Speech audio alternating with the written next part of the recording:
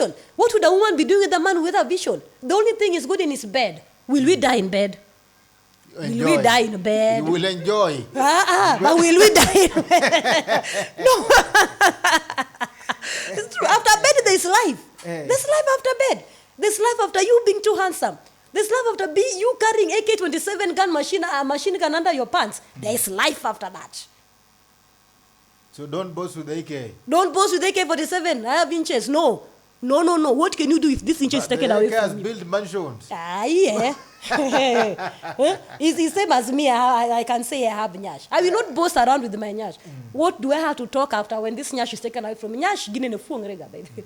Gigi fungre. Doesn't mean you go to go se fungre no recorder. Vision bana focus. Lazima mkwe anza kuwa na focus wanaume si kwa ubaya.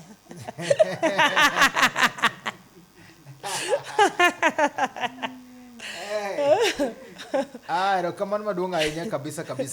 Then one can do you support a man to have mpango wa kando?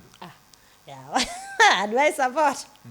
Is it good? Does it have any benefit? I will honestly say, I'm a Christian by the way, but I love to say there's so many reasons to women are having mpango wa kando, and sometimes madichwo bedogi mpango wa kando is even bringing peace to this marriage, by the way. Really?